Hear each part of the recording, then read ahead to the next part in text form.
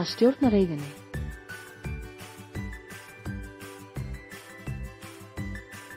Hæ, ég heiti Stína og ég er 15 ára gömul.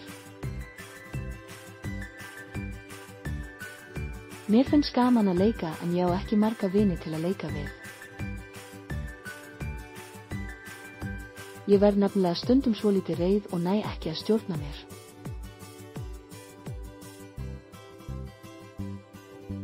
Og þegar ég næ ekki að stjórna reiðinni, þá næ ég ekki að stjórna höndunum.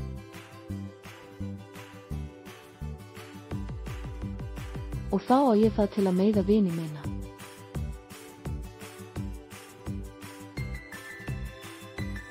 Mér finnst það svo leiðilegt en ég næ bara ekki að stjórna mér.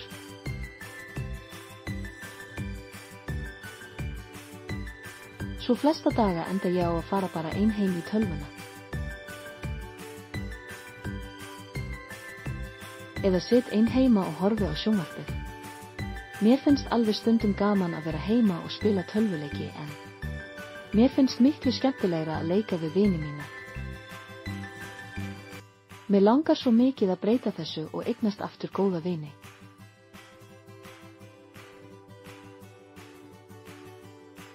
En hvernig get ég gert það? Ég ákvað að prófa að spyrja mömmu ráða.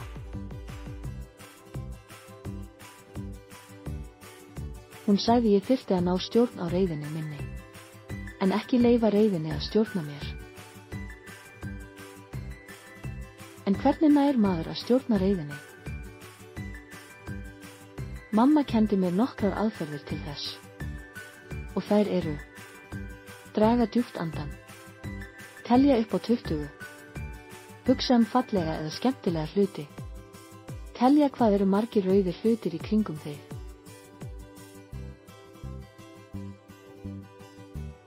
Ha? Finna rauða hluti í kringum mig. Af hverju? Því að þá fer athyglin frá reiðinni. Og fer ég að leita að rauðum hlutum og þá gleymir maður kannski reiðinni. Fyrst þegar mamma sagði mér frá þessu fannst mér þetta mjög asnalegt og var viss að þetta myndi ekkert virka. En ég vissi að ég þyrfti að gera eitthvað til að laga þetta, svo ég ákvað að gefa þessu séns og pröfa. Svo ég fór út að hitta stelpurnar, þær fóru að leika í snjónum sem ég nennti ekki gera, svo ég varð reið. Ég var alveg að fara að kasta í þær snjóbolta en þá myndi ég eftir aðferðunum. Draga djúpt andann. Telja upp á 20.